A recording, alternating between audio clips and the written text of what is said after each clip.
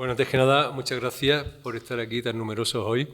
Y bueno, tenemos que agradecer también la presencia de José Vallecillo, representante del Ateneo de Sevilla. Saben que el aula es Ateneo, Universidad, Facultad de Filología. Y bueno, presentar brevísimamente, contextualizar un poco el acto de hoy, recibiendo a Juan Vicente Piqueras, al que agradecemos su visita desde Tánger. Bueno, será presentado por Rocío Rojas Marcos.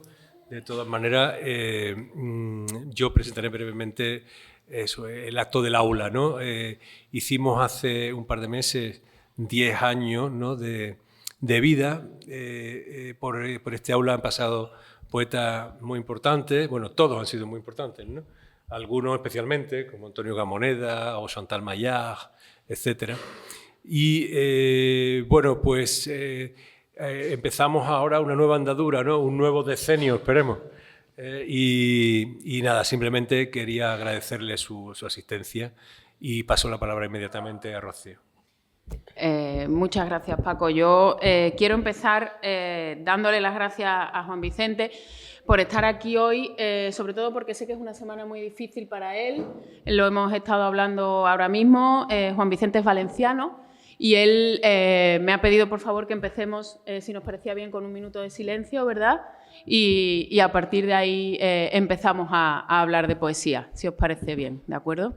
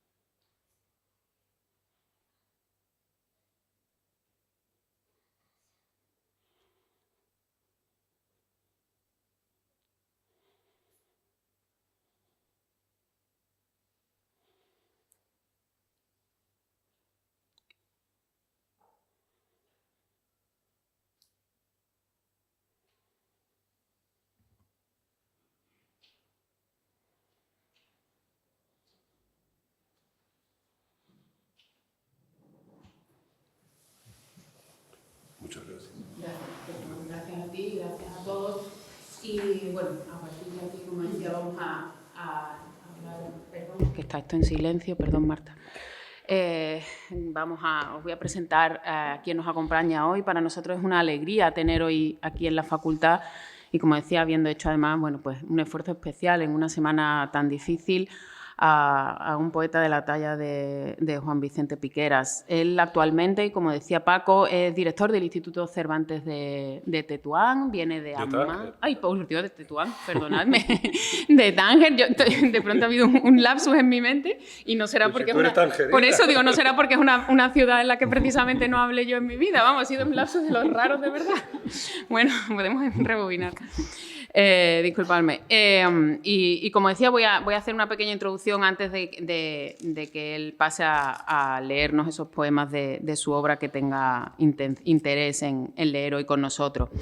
Él, entre 1988 y 2007, vivió en Roma, donde fue profesor del Instituto Cervantes, ha trabajado como traductor, tiene mucha obra poética traducida. Ha subtitulado películas del italiano al español. Entre 2007 y 2012 residió en Atenas, también como jefe de estudios del Instituto Cervantes. Entre el 12 y el 17 vivió en Argel y a partir del 2017 trabajó en el Instituto Cervantes de Lisboa. De ahí se trasladó a Jordania, a Amman en 2019 y ahora se ha incorporado al Cervantes de Tánger. Por tanto, veis que toda su trayectoria, y ahora después diré por qué insisto en eso, está fuera de España. Tiene más de 21 poemarios publicados, entre ellos La palabra cuando, premio José Hierro, La latitud de los caballos, premio Antonio Machado, Adverbios de lugar, ácesis del premio Ciudad de Melilla, La hora de irse, premio Jaén de poesía, La habitación vacía, poema premiado con el Manuel Alcántara, Atenas, premio Fundación de Loewe, el poemario La habitación vacía, premio Hermanos Argensola, Cenizas, Premio Nacional de Poesía Ciudad de Lucena y hace escasamente 2 semanas, ¿no? Un premio compartido con Eduardo Moga, el premio Lorenzo Gomis de Poesía. Por tanto, veis que es una trayectoria absolutamente extraordinaria porque solo he citado los poemarios premiados, de ahí hasta 21, y todas las traducciones son pues, 2 folios que, bueno, quien tenga interés, por supuesto, puede ir a buscar porque merece la pena buscarlos y leerlos. Y antes hacía referencia a todos esos lugares y por eso he querido detenerme en todos esos lugares donde Juan Vicente ha vivido, algunos tantos lugares, y es porque van a ser fundamentales a la hora de entender y de ahondar en su poesía. Mi manera de leer la obra de Juan Vicente es sabiendo que ha pasado por todos esos lugares del mundo. Cada verso que nos ofrece se nos presenta como un paso de esos que ha dado a lo largo de su vida y que sigue dando por esos mundos otros en los que ha ido instalándose para convertirlos en suyos, para dejar de mirarlos desde fuera y eliminar la extrañeza de la mirada. Así, esos lugares adquieren una dimensión poética inagotable cuando se trenzan y se trazan distintas preguntas constantes que el autor se va a ir haciendo a lo largo de sus versos, porque la poesía es su manera de hacerse todas las preguntas que a lo largo de una vida cada uno de nosotros podemos plantearnos. Él en unos versos del poema ¿Qué hago yo aquí? Dirá: mañana moriré dando las gracias por no haber comprendido este milagro. Y ese no haber comprendido ese milagro es esa pregunta constante que todo el poeta se hace, ¿no? Y que a lo largo de toda su obra Juan Vicente se va a hacer. Así nace una poesía matizada por diferentes luces, aunque casi todas tamizadas por la luz del Mediterráneo, que desde su infancia ha marcado el paso. Dirá en otro verso: es nuestra sangre el mar, en el poema Aquí ahora. Y es que eso sí es una constante en toda su vida. Si recordamos, menos Lisboa, todas esas otras ciudades van a estar en el entorno mediterráneo. Y como digo, eso sí es una constante en su vida y eso se va a notar en su obra poética, esa luminosidad de sus versos, esa claridad, esa sutileza ligera de su poesía, que sin perder un ápice de la profundidad que lo caracteriza, la convierte en una poesía ágil y una poesía leve. Entonces, esa constante del movimiento a la que me estoy refiriendo, como él mismo nos dice, solo soy feliz yéndome, en el primer verso del poema Confesión del fugitivo, esa necesidad que se genera en la persona de ir saltando, de ir cambiando para existir, será la que tome forma de poema cuando la obra de Piqueras sea la obra poética universal que llega a ser al leer esos 21 poemarios uno detrás de otro, ¿no? Una poesía que intenta comprender el mundo que lo rodea, el amor y sus consecuencias y todo lo que necesita explicarse a sí mismo. Una obra, como decía, luminosa, porque por desgracia, y como acabamos de hacer referencia, en el mundo ya hay demasiada oscuridad y el poeta tiene la herramienta más hermosa para encender una luz, aunque solo sea una, y esa herramienta es la palabra. Y él dirá: toda palabra es un poema. Todos hemos sentido el poder oscuro de un no y la alegría de un sí. El no es noche cerrada, el sí un canto de afirmación a la vida. Ahí es donde se asienta la obra de Juan Vicente Piqueras, en la fuerza de transitar desde la oscuridad, desde la soledad y el erial del desierto, para levantarnos como en volandas hasta una ventana abierta desde la que podamos ver el horizonte al que antes no alcanzábamos a tener vista. En la introducción a Yo que tú, uno de los libros que tenemos por aquí a mano, ese rosa, Jesús Aguado dice que su poesía es una apasionada apología de la inseguridad metafísica y biográfica como método de conocimiento y de ser. Y yo entiendo que ahí radica el valor de la poesía desde la posición desde la que escribe Piqueras su obra, siempre como modo de explicación, como punto de huida, como carretera de salida siempre hacia adelante. La poesía es la manera de no atascarse ante la incertidumbre, ante el dolor o ante la duda. Precisamente, de hecho, hace unos días, y al hilo de este minuto de silencio que hemos guardado, organizando esta visita, justo hace una semana, cuando todavía no se sabía la dimensión del drama al que estamos asistiendo, me mandó una fotografía de cómo estaba el cementerio de Requena, de su pueblo, y el pie de foto decía: la imagen tiene poema. Y yo llevo toda la semana acordándome, sabiendo que íbamos a venir hoy aquí a hablar de su poesía, acordándome de esa frase y de esa fotografía. La imagen tiene poemas, es una imagen en la que se ve que un muro de un cementerio se ha caído entero y se ven todos los nichos abiertos.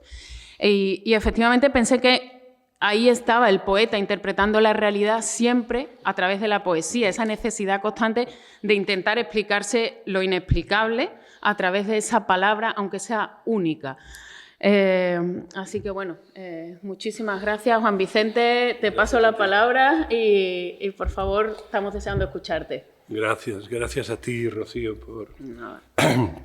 gracias por tu presentación, gracias a todos vosotros por estar aquí, por el minuto de silencio, por la presencia y por la compañía. Yo estoy triste por todo lo que está ocurriendo. No voy a decir, porque efectivamente no hay palabras, no hay muchas palabras.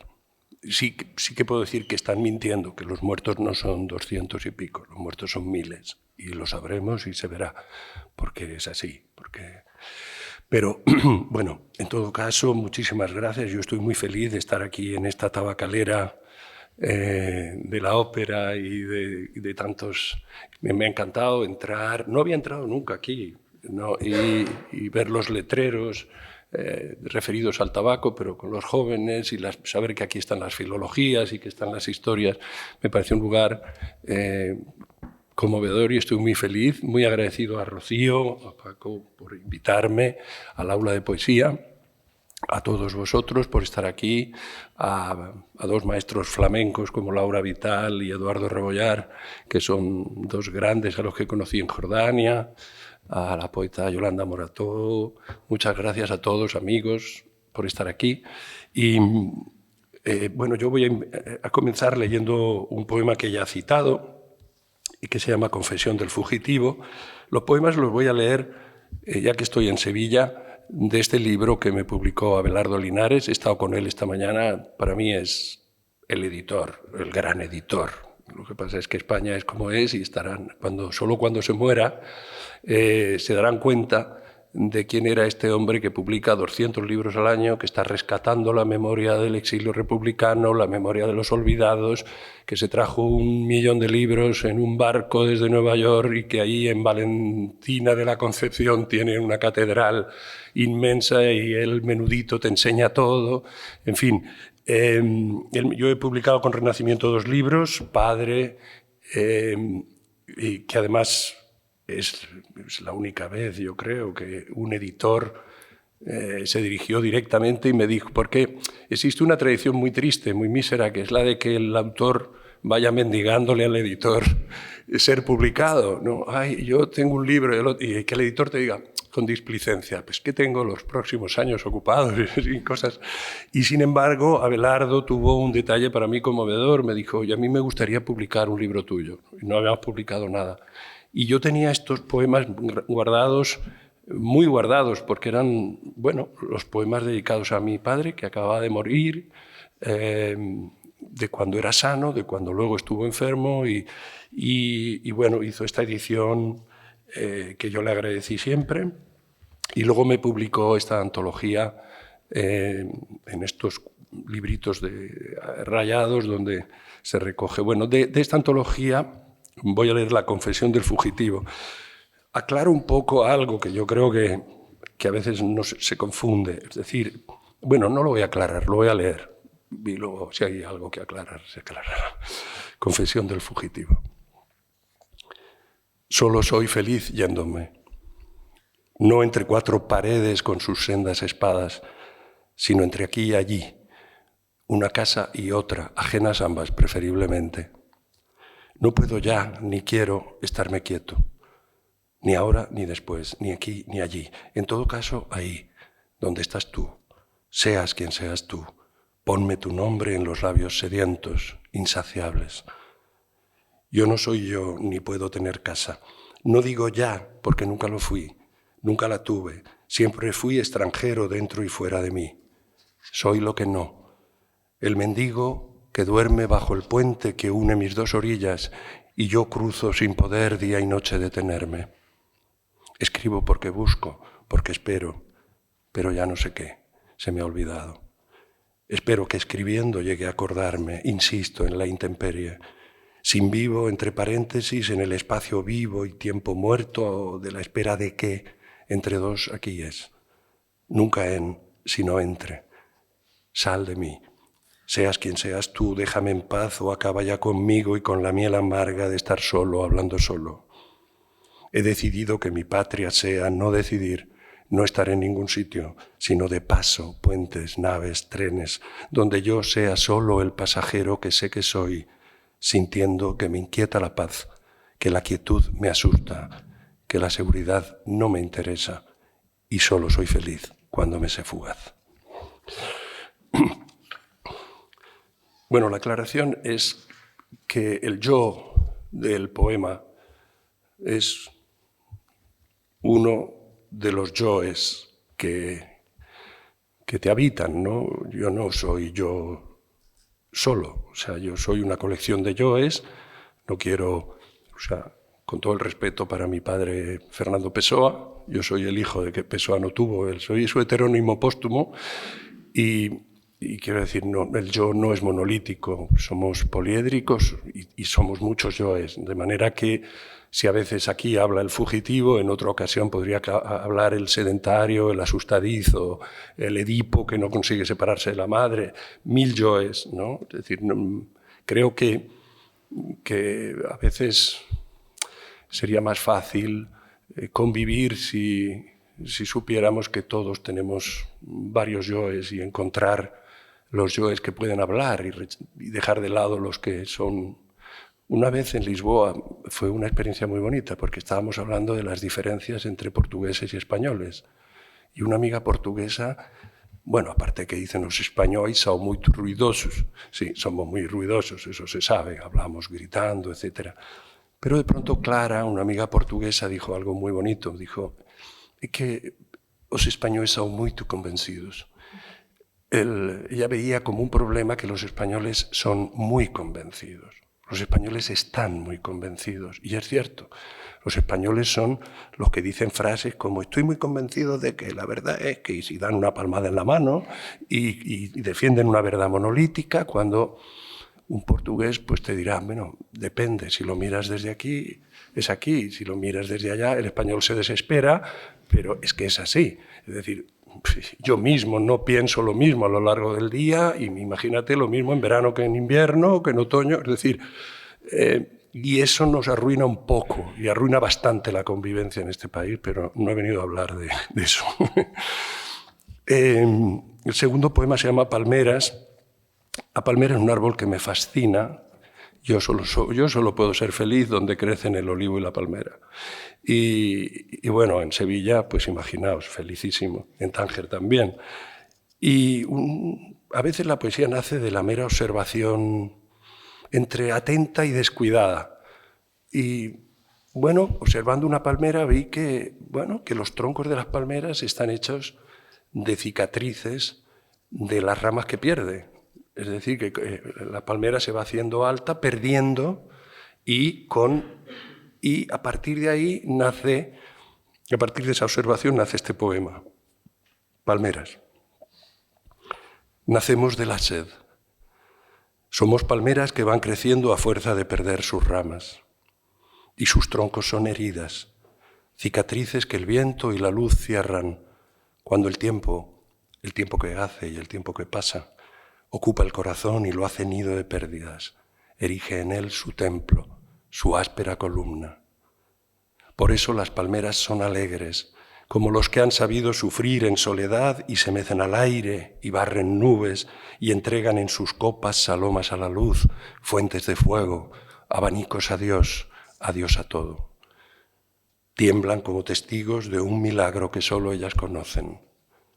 Somos como la sed de las palmeras y cada herida abierta hacia la luz nos va haciendo más altos, más alegres.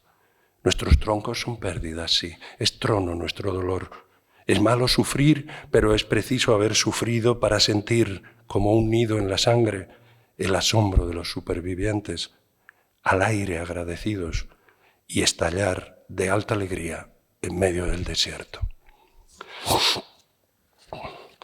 El desierto aparece mucho es curioso porque desde que empecé a escribir aparece el desierto y bueno, al final el destino, hay que tener cuidado con lo que se escribe porque luego el destino te lleva, a veces escribes cosas que solo comprendes años más tarde, ¿no? De hecho, por ejemplo, este poema que voy a leer aquí, que es un poema conciliatorio, pertenece a este libro, a Yo que tú, bueno, pertenece a varios libros, porque a mí a veces meto el mismo poema en varios libros para dejar pistas a nadie, porque nadie te va a leer, pero bueno, veo que sí, alguien lee. Y bueno, durante muchos años yo he sido profesor de español y soy filólogo y por tanto he reflexionado de manera práctica sobre el lenguaje, sobre cómo enseñar los adverbios de lugar o el subjuntivo o por qué se usa una fórmula y no otra, ¿no? Y entonces, en este libro, que lo subtitulé irónicamente Manual de Gramática y Poesía, son poemas donde se entiende que la vida no es solo una sucesión de accidentes, que lo es, sino de accidentes gramaticales. Es decir, que todo lo que nos ocurre está en la gramática, está en las palabras que se usan, ¿no? Y este se llama Adverbios de lugar y, bueno, pues es una clase de gramática sobre los adverbios de lugar y la concepción tridimensional que tiene el castellano del espacio. Sabéis que son como 3 círculos, como 3 ruedos, como en la Plaza de Toros, ¿no? Es decir, aquí, ahí y allí. Estos son los espacios fundamentales y estas 3 dimensiones son claves para los demostrativos, los pronombres, etcétera, etcétera. Entonces esto es al mismo tiempo y por el mismo precio una clase de gramática y un poema de amor imposible. Adverbios de lugar. Aquí es donde estoy yo. Esté donde esté, yo siempre estoy aquí, donde me ves. Esta casa, estas caras, estas cosas cansan, porque aquí cansa. Aquí hace sed de irse, sed de allí. Pero allí es el lugar donde jamás podré estar, donde yo soy imposible. Vaya donde vaya, allá donde yo llegue, será aquí, y estaré ya esperándome a mí mismo con un ramo de rosas iguales en la mano. Ahí estoy aquí, ahí parece un grito porque es donde te duele. Yo quiero estar ahí, donde estás tú, y tú aquí, o mejor, los dos allí, remotos, juntos, porque lo vivo es lo junto. Ahí hay el amor que no hay aquí. Esas cosas tocadas por tus manos, eso que piensas, dices, callas, sueñas, esos lugares donde estás sin mí, eso deseo, eso necesito. Y ser tú ahí, tu aliento intercalado. Allí es la salvación, el espejismo nacido de la sed de estar aquí. Allí sí que seríamos felices, donde tú aquí y mi ahí estarían juntos, comerían perdices que no existen. Allí es la lluvia aquella que cae sobre este páramo sediento. Allí es Jauja, el dorado, no hay palabras que puedan dar idea de aquel sitio. Las palabras son estas, nunca aquellas. Yo estoy aquí y tú ahí, y allá nosotros, ¿cuándo? Esto es piedra, eso es seda, aquello es mar. Aquí, hogar imposible, íntima ausencia, odiado domicilio, cárcel del cada día. Ahí, calor del tú, vida mía, tesoro de tu isla, aire de amor. Allí, donde no estamos, llueve sobre la vida que nunca será nuestra y nos aguarda.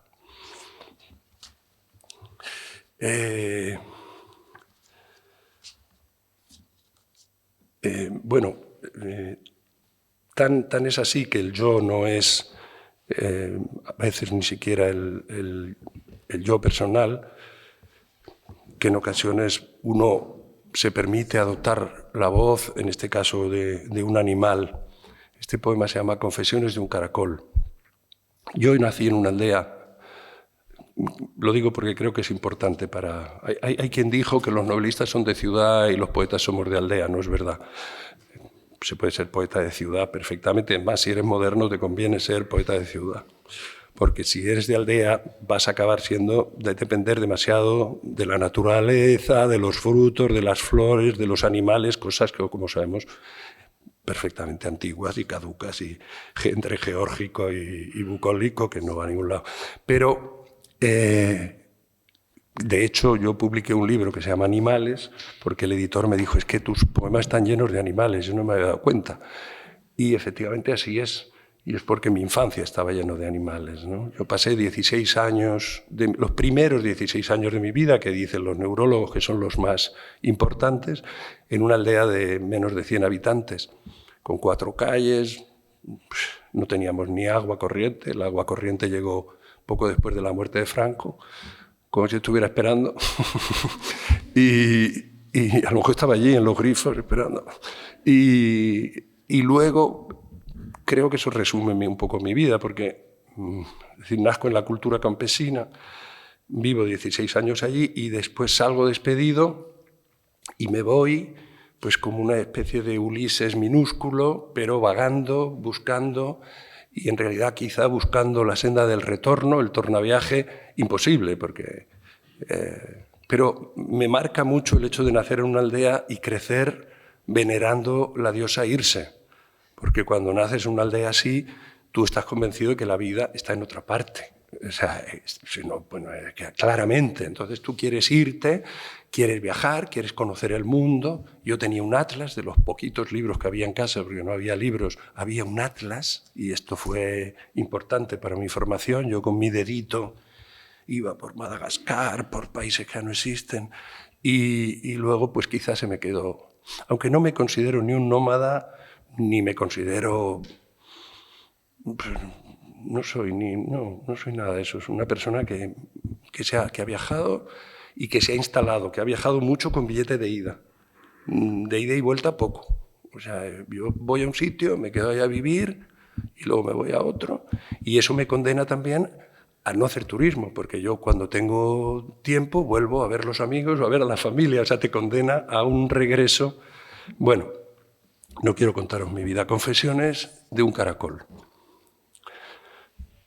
Soy un caracol blanco, levemente pegado a una brizna de hierba, esperando que la lluvia me saque de este largo letargo, de esta quietud que está durando siglos, de esta paz que sería capaz de inquietar al más paciente de los caracoles. Me seca el sol un poco cada día, me mece el viento a veces, y yo espero la lluvia que no llega.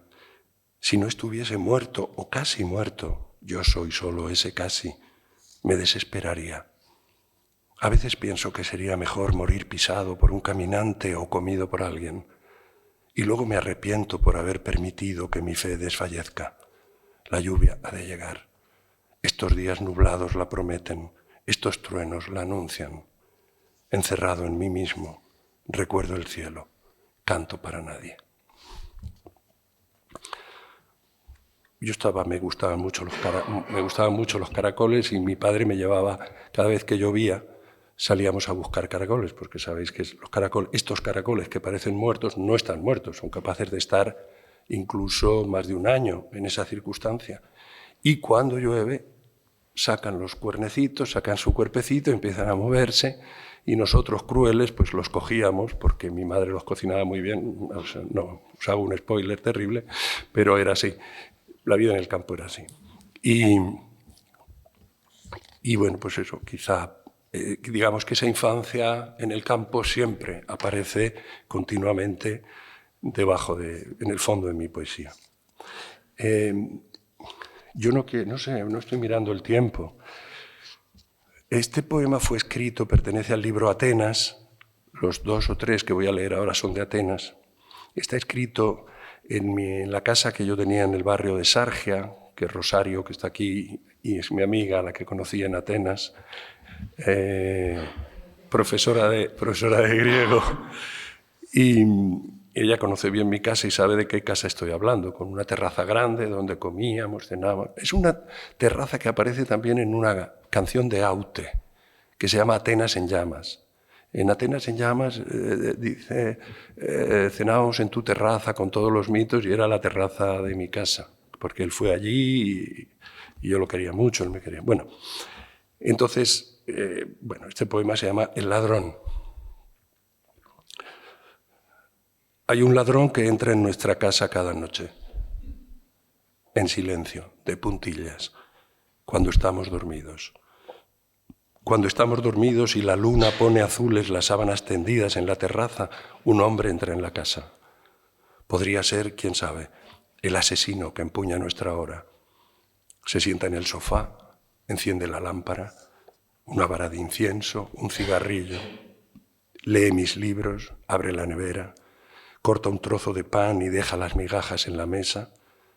Es un ladrón que besa tus párpados dormidos. Abre cuadernos, lee lo que escribo y cambia los adverbios de lugar. A veces limpia el baño, sobre todo el espejo. Acaricia a los gatos mientras duermen. Se pone mis chaquetas colgadas de las perchas y las vuelve a colgar. Vaga por los pasillos como si no supiera dónde ir, qué hacer, por qué está aquí. Antes de amanecer sale por donde entró, por la terraza. Acaricia la menta y se huele las manos. Acaricia las sábanas tendidas, húmedas todavía, y toma el vuelo. Y así una y otra noche. ¿Desde cuándo? ¿Hasta cuándo? ¿Dejará de venir cuando no estemos o seguirá viniendo cuando aquí vivan otros? Podría ser, quién sabe, el asesino que empuña nuestra hora. ¿Es un fantasma que no cree en mí o soy yo mismo echándome de menos? Nadie lo ha visto nunca. Tal vez un día se lo lleve todo.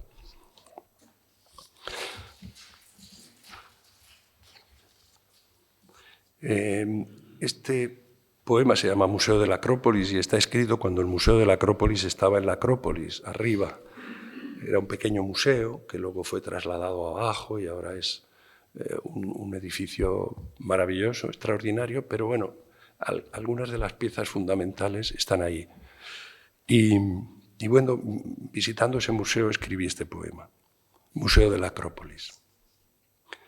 Una mano de mármol, pero solo los dedos, sobre un hombro de mármol sin cabeza. Un brazo erosionado que nadie tiende a nadie.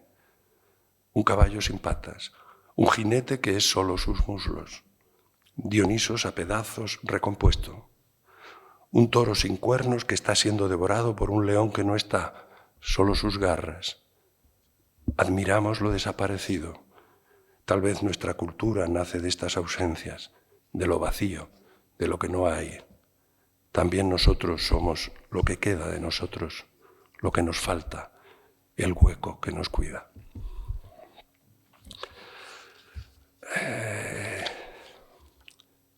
Bueno, este poema se llama Heridas Sirenas, también pertenece al libro Atenas. Quizás sea un poco forzado en su elaboración porque son las heridas que hablan como si fuesen sirenas o que cantan como si fuesen sirenas, ¿no? Somos tú, heridas sirenas, se llama el poema. Somos tú, somos carne de tu carne, voz de tu alma. Somos lo que eres, la mejor, la peor, la única prueba de que estás vivo. Somos tus encantos, somos las vivas fechas del dolor que te ha criado.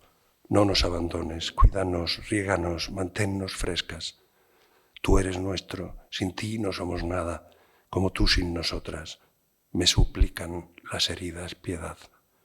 Heridas que me piden, por favor, como si fuesen quienes me rodean, que no sea feliz, que las escuche. ¿Y qué harás sin nosotras cuando quieras escribir un poema? ¿Y qué dirás?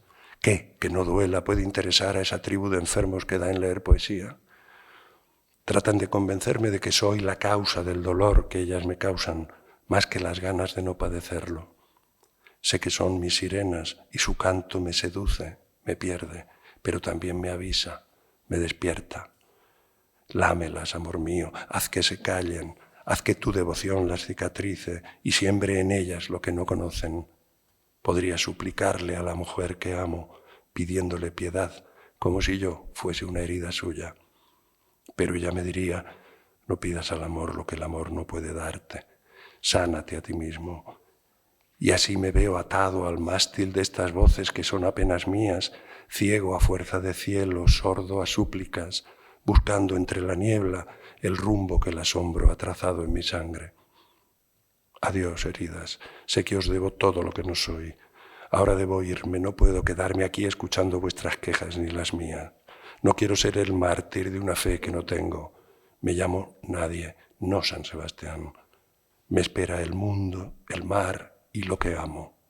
la odisea feroz de ser feliz.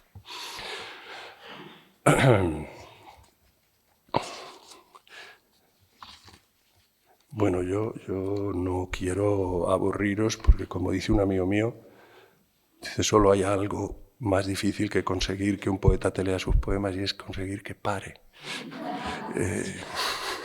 Y es así, es así.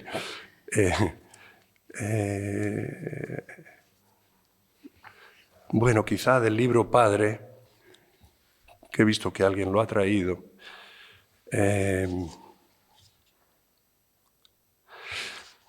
voy a leer de cuando mi padre ya estaba enfermo y tiene un nombre técnico esa enfermedad y la he olvidado ya felizmente, que es cuando alguien no se reconoce en el espejo, cuando alguien se mira y ve a un intruso, un extraño. Tiene un nombre griego extrañísimo, no me acuerdo ahora, se me ha olvidado. El poema se llama El barbero y dice así: en los últimos meses se miraba al espejo y veía un intruso. Se enfadaba con él. ¿Ya estás aquí otra vez? ¿Será posible? Largo de aquí ahora mismo, a la calle, granuja, le decía. Le costaba un disgusto, nos costaba. Cada vez que tenía que entrar en el cuarto de aseo, había que sacarlo del brazo, convencerlo. ¿De qué? Se ha hecho el amo, decía. ¿Quién le habrá dado las llaves? Poco a poco el del espejo fue uno más en la casa. Él le llamaba el barbero. En vano le decían que ese hombre era él. Yo nunca lo intenté porque sabía que ese hombre era otro, que en su delirio tenía razón. Poco a poco nos fuimos resignando a la invasión del barbero. Una noche al salir del aseo dejó la luz encendida. Cuando mi madre le dijo que te dejas la luz, él replicó, déjalo, está él ahí dentro, ¿qué le vamos a hacer? Mi padre comprendió que el barbero, el intruso, había venido a llevárselo. Ahora lo está afeitando en esa barbería que hay siempre al otro lado de un espejo. Y desde allí me miran, me sonríen, me esperan. Bueno, yo leería uno más para no hacerme pesado. Creo que estamos todos calladísimos para que sigas. O sea que... Este poema... No, pero la gente tiene otras cosas que hacer. O en todo caso podemos dejar un espacio y ver si... Sí. Bueno, hay una creencia, bueno, una creencia, no sé. Yo creo, porque además o sea, somos los que escribimos porque leemos, ¿no? Es decir, en el lenguaje hay 4 destrezas. Los que enseñamos lenguaje sabemos que con el lenguaje se pueden hacer 4 cosas. Luego puede haber una 5ª destreza, incluso una 6ª, pero hay 4. Es decir, y están relacionadas por parejas. Es decir, comprender lo que escuchas, que está relacionado con hablar, con expresarte oralmente. Comprender lo que lees, que está relacionado con escribir. Van por parejas, ¿no? De hecho, los sordomudos no son mudos, son sordos. Lo que ocurre es que no pudiendo oír, no pueden reproducir por mímesis su aparato fonador, que está intacto y perfecto, no puede reproducir porque no escuchan. De la misma manera, el que no lee, no le demos muchas vueltas, aunque ahora hay una nueva generación que sostiene lo contrario. Si no lees, no sabes escribir. Es decir, es evidente. Es decir, porque son 2 destrezas que van muy ligadas, ¿no? O sea, ¿por qué escribes? Porque lees. Pero también es cierto que no solo por eso, sino que hay una variante de poetas, y en la poesía española es abundante, que también maman de la poesía oral. Es decir, que hay una fuente, y que yo le quiero rendir homenaje porque siendo de pueblo y antes de leer a Lorca y a Machado y a los grandes, y a Lope y a los grandes de nuestra lengua, que son los que luego afinan tu ritmo yo escuchaba poemas.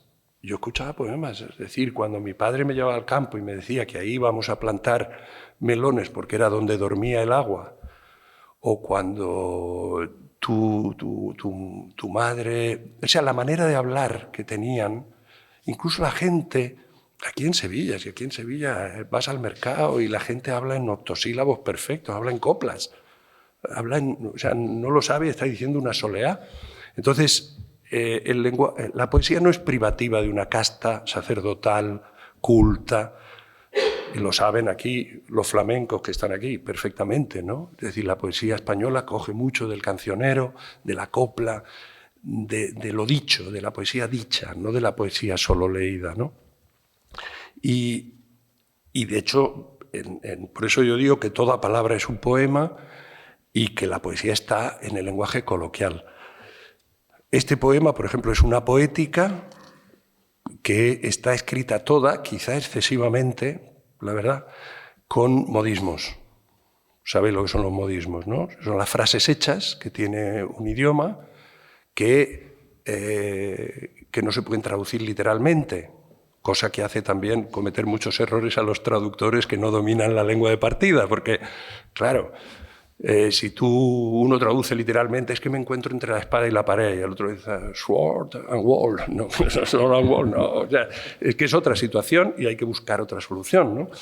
Pero, por ejemplo, el poema se llama La espada y la pared, que es una imagen shakespeariana casi, ¿no? Encontrarse en esa situación.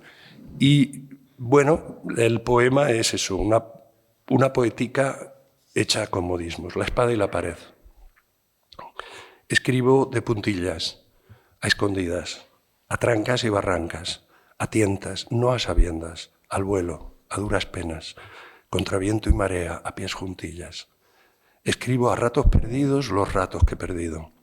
Escribo entre la espada y la pared, me agarro a un clavo ardiendo, me busco las cosquillas. Escribo al buen tuntún, sin ton ni son, a secas, a la buena de Dios, a lo que caiga. Escribo a tumba abierta, dando tumbos. Escribo para no hacer otra cosa, por puro vicio, por pasar el rato, para matar el tiempo, el gusanillo, 1000 pájaros de un tiro, tiro piedras a mi propio tejado. Escribo porque sí. Escribo para irme de la lengua, para que no le puedan crecer pelos, para que se me vaya el santo al cielo, para estar en las nubes o en la higuera. Escribo para no perder el hilo, para caer de un guindo, si es posible, en la cuenta, para que se me venga el mundo encima. Escribo porque el alma se me cae a los pies, para poder robarle tiempo al tiempo, porque mañana mismo pasaré a mejor vida. Predico en el desierto, pierdo ripio, cultivo habas contadas, naranjas de la China, pienso en las musarañas, rizo el rizo, pongo pies en pared, pierdo las riendas, tiro la piedra y escondo la mano y después, si me he visto, no me acuerdo. Escribo entre la espada y la pared, y en lo que digo aquí hay gato encerrado. Sus ojos verdes brillan por su ausencia. Brillar por su ausencia. Es que luego dicen, no, la poesía es de los poetas. No, la poesía está en el habla. O sea, brillar por la ausencia, eso es maravilloso. Hay gato encerrado. Y de hecho, esto, yo creo que es una manera de escuchar, de percibir. En el mercado, por ejemplo, en Valencia, dos señoras que salían del mercado del pescado y una le decía a la otra, yo paso, porque aquí me gusta mucho poner la antena en España, como vivo fuera, claro, ¿qué pasa? Que cuando oigo a alguien hablar castellano, para mí eso es agua de mayo. O sea, yo pongo la antena y me doy cuenta, quizá de esto por vivir fuera, o sea, a lo mejor te das esa paradoja, ¿no? Pero bueno, una señora le iba diciendo a la otra, yo no sé qué pez había comprado, pero le iba diciendo, espero que no haya espinas. Espero que no haya espinas, eso es maravilloso. Es claro, porque todos esperamos que no haya espinas, ni que ni la rosa tenga espinas, que ni el pescado tenga espinas, pero y además con esas rimas anteriores, ¿no? Porque siempre las rimas nos creemos que las palabras riman al final, pero las palabras también riman al principio. Espera o rima con espina, y rima con espiga, y rima con esperanza, ¿no? O sea, hay rimas internas. Bueno, no voy a hacer aquí una clase de teoría literaria, pero está ahí, ¿no? Es decir, si uno presta atención a lo largo de un día y escuchando conversaciones, sacándolas, ¿no? Así, construye poemas maravillosos. Hay un poema de Szymborska, la poeta polaca Szymborska, que quien no la conozca, está perdiendo el tiempo escuchándome a mí, en vez de ir a comprar el libro de Szymborska, porque es genial absolutamente, tiene un libro, un poema que se llama Funeral, que son retazos de frases escuchadas en un funeral. Claramente, claro, el título es lo que le da la emoción. Funeral. Tú comprendes que eso ha sido dicho en un funeral. No tiene nada que ver con la muerte. Es lo que la gente dice en el funeral, en la puerta de la iglesia. Pues yo le dije que no sé qué, ya no le vi yo, la vida es mejorada. Y no sé qué, pues, oye, ¿y tú dónde vas luego? No sé qué, pues me dices tú de los almendros. O sea, cosas marcianas que la gente dice, ¿no? Y con la presencia de la muerte al lado, hay veces que la emoción poética tiene esa cosa oblicua, indirecta, ¿no? Que la da, no es una luz cenital o genital, como dicen en mi pueblo, ¿no? La luz genital. Luego en los lapsus también hay tela, ¿no? Porque luego, el otro día, por ejemplo, una amiga me estaba... Estos lapsus son geniales también. Me estaba hablando de su hermano, que su hermano es bipolar, tiene doble personalidad, y ella es andaluza. Entonces me dice, es que mi hermano es Dostoyevsky.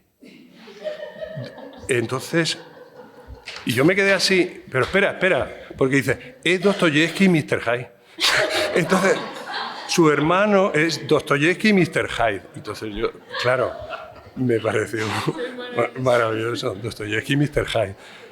Bueno, en fin, bueno, como aquí está Yolanda, que es traductora, y como yo también traduzco, y porque durante siglos, bueno, porque yo estoy convencido de que la cultura en este mundo la hacen los traductores. O sea, aquí los puentes y las puertas las abren los traductores. Aquí nadie ha leído Homero en original, nadie ha leído los grandes clásicos en original, y pensad que hasta hace 4 días tú comprabas el libro y se diría que ya existía Translator, porque no aparecía el nombre del traductor por ningún sitio. Es decir, para nada. Y este poema es un pequeño homenaje, se llama Mudanzas, Sociedad Anónima. Porque, bueno, creo que la traducción es una mudanza, ¿no? Bueno, hay una compañía de mudanzas en Europa que se llama Mudanzas Kafka. O sea, mudanzas en griego se dice... No, pero existe... Sí, pero... Y metáfora. Metáfores, metáfora. Es decir, trasladar de un sitio a otro la metáfora. Bueno, Mudanzas. Está dedicado a Borges y a los traductores que no traicionan. Son una tribu extraña, dispersa por el mundo, porque mudan el mundo. Trasladan mundos de una lengua a otra. Ese es su oficio. Hacen nevar en árabe. Cambian el nombre al mar. Llevan camellos del Sahara a Suecia. Hacen que Don Quijote cabalgue a Rocinante de la Mancha a Manchuria. Hacen cosas extrañas, casi imposibles. Dicen en su lengua cosas que jamás esa lengua había dicho antes, cosas que no sabía que pudiera decir. Nacieron de un derrumbe ocurrido en Babel y de un sueño, que un día las almas hoy antípodas se conozcan, se entiendan y se amen. Son una tribu muda, dan su voz a otras voces, se hicieron invisibles a fuerza de humildad. Durante siglos su labor fue anónima. Ellos, que viven de nombres y entre nombres, no tenían un nombre. En la liturgia de la literatura son tratados como los monaguillos. En cambio, son los pontífices, los que tienden los puentes entre las islas de lenguas lejanas, los que saben que todas las lenguas son extranjeras, que entre nosotros todo es traducción. Son una tribu extraña, dispersa por el mundo, porque están mudando el mundo, porque están salvando el mundo. Bueno, un pequeño homenaje a los traductores. El último verso está robado de Borges. O sea, los poetas, somos ladrones de agua. El de los justos, ¿no? El famoso, el que compone la página que tal vez no le gusta, el que cuida su jardín, el que toca la música. Estas personas que no se conocen entre sí están salvando el mundo, ¿no? Y bueno, este es cuando yo pensé que cuando me echaran del Cervantes, porque antes o después se darían cuenta, no se han dado cuenta todavía, yo me iba a dedicar a un trabajo revolucionario, que es el de dietólogo lingüista. Es decir, ahora que la dieta está tan de moda, que todo el mundo te dice lo que puedes y lo que no puedes comer, que el azúcar ha caído en desgracia, que el pan ni te digo, que lo otro, que los fritos, que lo eso y tal. Entonces, tienes que tener mucho cuidado con lo que comes. Pero a mí me parece que no tenemos tanto cuidado con las palabras que metemos al cuerpo. Es decir, con lo que escuchamos, con lo que leemos, habría que hacer una dieta severa. Yo la hago. Pero hago la lingüística, la otra no. Entonces pensé, me imaginé doctor con recibiendo a la gente y haciendo una receta. Entonces, esto se llama dieta lingüística y el doctor da la receta y le dice: use cada día verbos de movimiento. Evite los pronombres reflexivos. No hable entre comillas. Evite el porque, el pero y el o sea. Calle con más frecuencia. No pronuncie palabras que no sepan a nada. No hable de dietas durante las comidas. No le hable al espejo y si lo hace, no espere que el espejo le responda. No abra nunca paréntesis que no pueda cerrar. Dé gracias en ayunas. Suspire suspensivo y ponga lo que escribe de rodillas. Bueno, no sé, es que... Bueno, mira, este que sale aquí se llama Hijos de Jeremías y de pronto fue un arrebato, porque está dedicado a los privilegiados que se quejan. Yo me he dado cuenta que el mundo está infectado de privilegiados que se quejan. A lo mejor porque he podido vivir también en países, he tenido ocasión de vivir en países más necesitados y luego escuchas quejas que son problemas de rico. O sea, no sé, es que si no desayuno frambuesa no soy persona. O sea, tío, por favor, mira lo que está pasando en Gaza, no sé cómo decirte. O sea, es como... En fin, Hijos de Jeremías se llaman. Y aquí pues me desahogo un poco. No conocen la paz, no pueden darla. Creen que son mejores que la vida que llevan y el mundo, según ellos, no merece la pena que les causa. Su intimidad es un lento lamento, un suspiro, un cansancio de condenado a vida. No se embarcan, ni luchan, ni escapan. Solo esperan que un golpe de fortuna les restituya el reino que perdieron. Son reyes destronados e imponen al amor y a quien les ama su amarga tiranía. Pretenden que les den lo que les deben. Solo saben amar lo que no son, el destino que dicen merecer. Se deprimen, enferman, se enfadan con la vida, consideran que nadie ha sabido jamás penetrar en el hondo misterio de sus almas, encontrar su tesoro, amar su isla. Eternos descontentos con su destino no lo cambiarían por nada de este mundo. Prefieren el lamento y sus refugios a la íntima intemperie de intentar ser feliz. Le han tomado cariño a su fracaso, esa injusticia ajena, y vagan por el mundo predicando el prestigio sutil de la derrota, creyendo que indignarse los convierte en más dignos, escupiendo en el plato donde comen, envenenando el aire que respiran. Me he despachado a gusto, ¿eh? Todos tenéis colegas así. Bueno, para terminar ya, ahora sí, os leo un poema que da título a este libro, La habitación vacía. He sido un hombre muy afortunado, la verdad, y algunas de las mayores fortunas son los amigos. Yo cuando me preguntan lo mejor de mí son mi hermana y mis amigos. O sea, antes eran mis padres, siguen siéndolo, pero ya no viven. Y uno de mis amigos fue Carlos Edmundo de Ory. Pues Dios me dio este privilegio de conocer a esta especie de duende loco, que era ya anciano y era todavía un niño, que le encantaba jugar y que es el único poeta español que podía permitirse escribir lo que le diera la real gana, porque podía ser irregular, pero era él, era auténtico. Tú lo pudiste conocer, era un tipo extraordinario. Y cuando murió, bueno, es que no sabes muy bien cómo nace un poema tampoco, porque no te lo puedes imponer, sino que, bueno, va madurando. Es un poco... Yo creo que el poeta hace poemas pues como el manzano hace manzanas o el almendro almendras, ¿no? El cerezo cerezas, pues están ahí, primero son flor, luego maduran, y por eso tampoco creo que haya que sentirse especialmente orgulloso. Yo no he visto a ningún almendro sentirse orgulloso de dar almendras. O sea, es algo que te lo curras, que sí, claro que hay un trabajo. Imaginaos la almendra desde que sale la flor en enero o febrero hasta que se recoge en septiembre. O sea, y entonces nunca sabes. Y después de morir recordé un juego suyo que a él le gustaba mucho, que lo voy a hacer con ustedes. Les voy a preguntar, ¿qué hay en una habitación vacía? Es una pregunta, ¿eh? ¿Qué hay en una habitación vacía? ¿Alguien me puede decir? El aire. El aire. ¿Qué hay en una habitación vacía? Paredes. Silencio. Silencio. Enchufes. Entonces, No está vacío.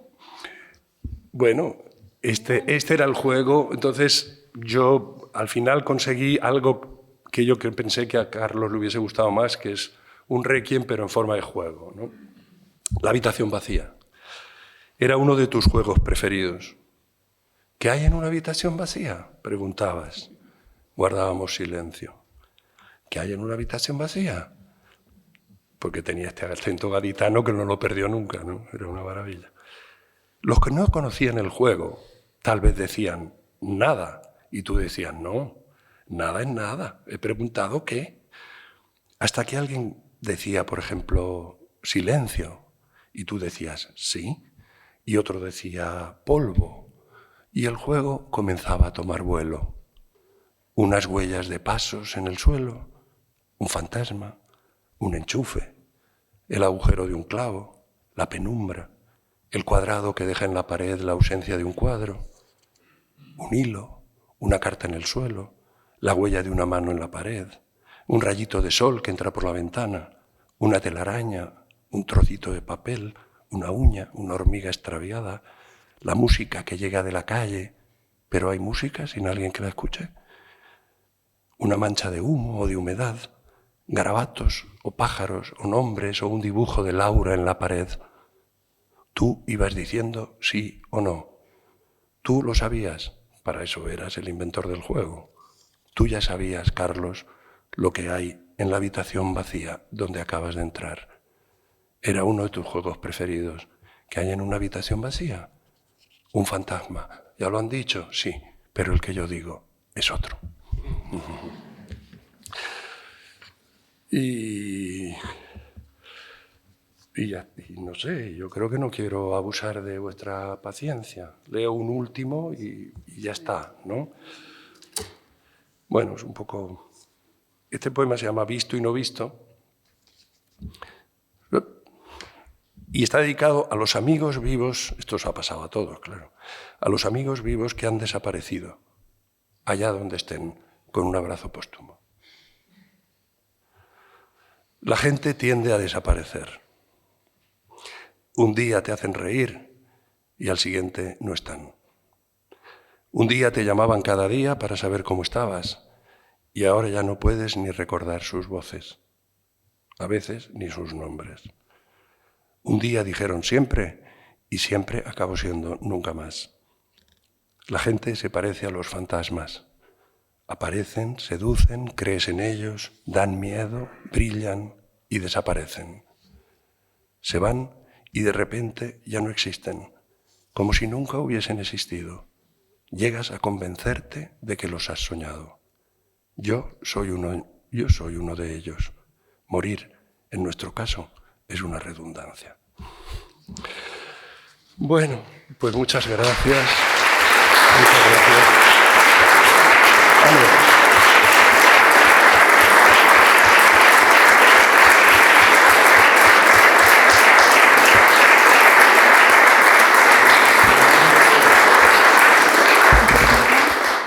Sí, da igual, que decir, ¿no? Que, hombre, os animamos a que participéis con preguntas o comentarios o lo que queráis, ¿no?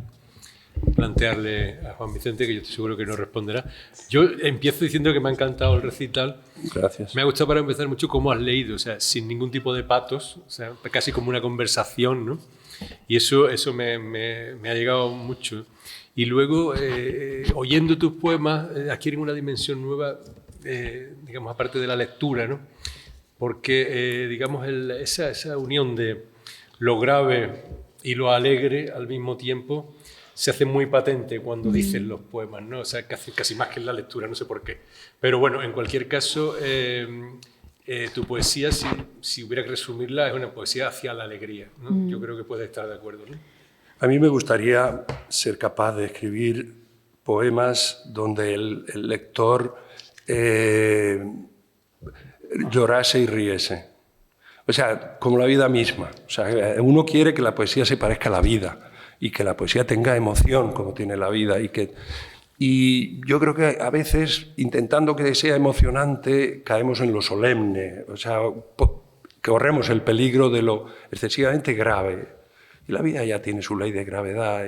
Y como decía antes, a veces lo oblicuo, como en Szymborska, como me viene a mente Bonilla, por ejemplo, un gran poeta andaluz, que eso lo domina. O sea, que es un tipo que es profundo siempre, pero ligero en su manera de... Yo creo que yo aspiro pues eso, a hacer una poesía como la vida misma, que a la gente le emocione y que ría, y que en un verso sonría y en el otro llore y en el otro... Bueno, pues esa es... si a veces lo consigo, pues no sé, ya está cumplido. No, pero es verdad lo que dice Paco, y creo que todos estamos de acuerdo después de haberte estado escuchando, que sobre todo rodeados de tanta oscuridad como la que hay por el mundo últimamente, yo que ahora he estado todo este tiempo antes de que llegaras leyéndote, leerte siempre es esa sensación de luz, siempre hay esa sensación de esperanza, de horizonte abierto, ¿no? Entonces creo que, bueno, por eso yo decía antes que tú en poder de la palabra eres capaz de encender una luz, aunque solo sea una con cada una de esas palabras, y eso son muchos en todos tus libros. Entonces yo, bueno, creo que esa es un gran aporte poético que tú consigues, ¿no? Entre el mar y el desierto. Además, me encanta tu espacio geográfico, se mueve siempre entre el mar y el desierto, y son poemas muy físicos en ese aspecto también, muy reales, están siempre con los pies en la tierra, ¿no? Entonces eso es también muy interesante. Pues... ¿Alguna cosita? Pero... Venga, si alguien no quiere llevar la contraria, es el momento. La palabra más breve del castellano y la más sabia. Ea. Que los andaluces la dicen mucho, ¿no? Cuando te das cuenta. Ea. Para resumir todo, ¿qué vas a hacer? ¿No?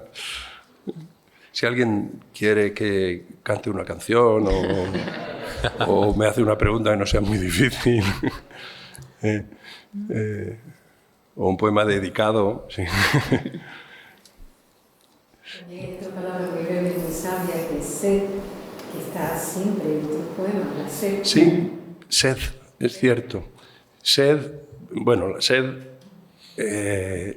no como imperativo del verbo ser, que también lo es, como la sal también es imperativo del verbo salir, no, sino... Bueno, es curioso porque hay una anécdota de mi infancia que quizá lo justifique. Yo, por circunstancias personales, se me prohibió de niño beber agua a partir de las 5 de la tarde. Entonces yo no podía beber agua, que es una cosa... porque yo volvía porque me meaba en la cama. Y entonces no sabían qué hacer ya, los médicos, los psicólogos, no sabían qué hacer. Y entonces dijeron, bueno, que no beba. Claro, es 2 y 2, 4, ¿no? Tampoco se calentaron mucho la cabeza y no bebe, obvio, ¿no? Que fue igual, pero no me dejaban beber. Entonces yo sufría de sed horroroso. Entonces pero no solo es eso, la sed aparece de manera simbólica, ¿no? Como sed de manera metafísica, espiritual, como ansia de un agua, no sé, de un agua que vas buscando, y es la sed de conocimiento, la sed de amor, la sed de... que el ser humano es un animal sediento, es un animal buscando agua, ¿no?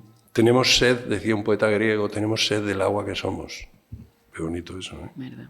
Tenemos sed del agua que somos. Y bueno, pues preguntadme ahora, que yo luego me voy ya y ya se acabó. Sí, Clara.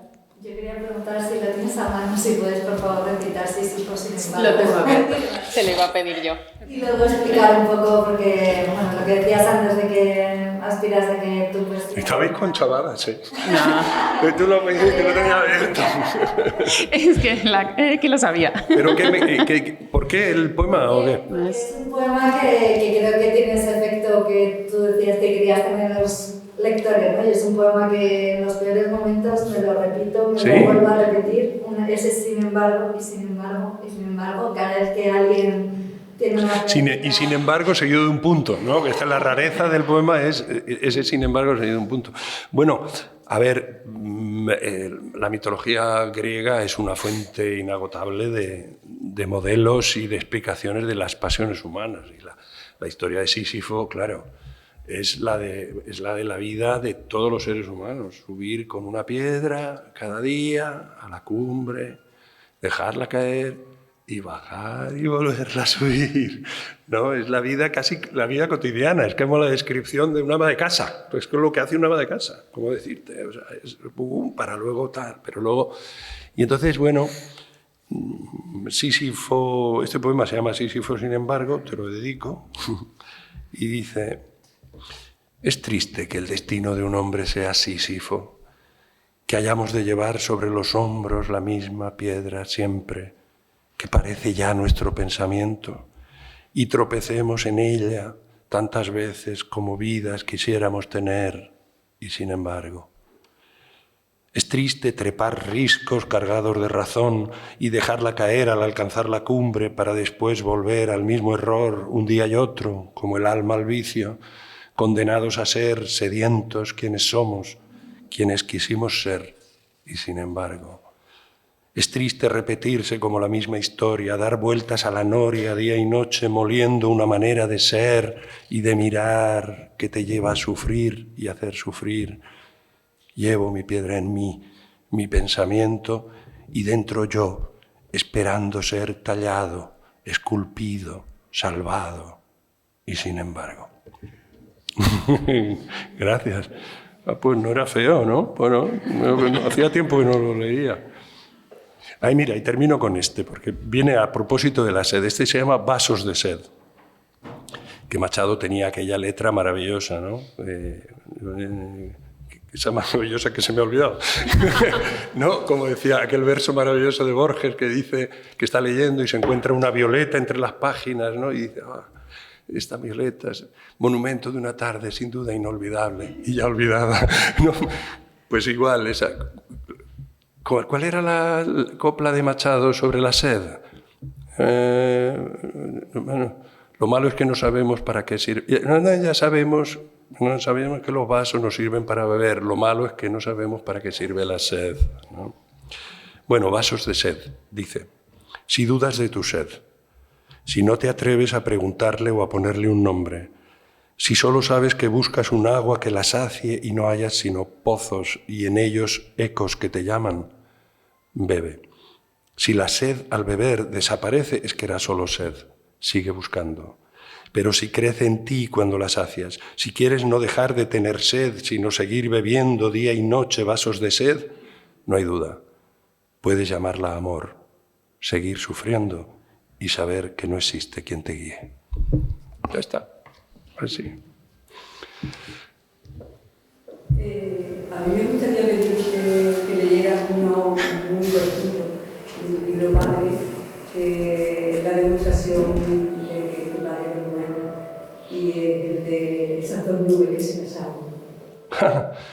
Bueno, mi padre es que decía esas cosas, porque mi padre era un hombre, era un poeta. Mi padre era un poeta. Lo que pasa es que era un poeta casi analfabeto. Cuando él tenía 8 años lo sacaron de la escuela porque sus hermanos se habían ido al frente y a él lo pusieron con un arao romano a arar la tierra. pero el arado se le caía, ¿no? O sea, no tenía ni fuerza para sostener el arado. Entonces él recuerda que se pasaba los días llorando porque su padre le iba a pegar, en fin, dramas. Y este hombre desarrolló una fantasía extraordinaria. Aquí aparece, yo le llamo inventor de hombres, porque estábamos trabajando en el campo, a lo mejor estábamos vendimiando allí, y él levantaba la cabeza y decía, sí, aquí estamos. Y entonces nos mirábamos y no había nadie. Sí, este es el pequeño, sí. No, parece, pero no. Digo, yo, ¿parezco qué? Parezco, ¿no? Entonces se inventaba, dejaba en suspenso la frase del huésped que pasaba, y luego adiós, y luego comentaba, dice, no está bien de la cabecita. Y nos comentaba, nos hacía la jugada de él, era un tipo extraordinario. Y este era pues este poema se llama Dos nubes, y dice, una nube encuentra otra nube, se casan y se ponen a llover. Esta es la historia del amor, según mi padre. Porque decía eso, ¿no? Llovía, es que se ha encontrado una nube con otra y se han puesto tal, no he explicado las cosas. En fin, bueno. Pues, si no hay nada muchas más, gracias. De verdad, otra vez, de nuevo, muchísimas gracias. Gracias a vosotros. Gracias. Fantástica, y gracias a todos por haber venido. Y os emplazamos a la próxima sesión del Aula de Poesía, que será el 3 de diciembre. El 3 de diciembre, sí, que será la presentación de un libro de nuestro compañero y amigo Manuel Vázquez Medel, su próximo poemario que se llama Mágico Poder, y presentaremos esto en el Ateneo a las 7 de la tarde el día 3, ¿no? Exactamente, de diciembre. Pues muchísimas gracias, Rocío, Paco y a todos. Gracias.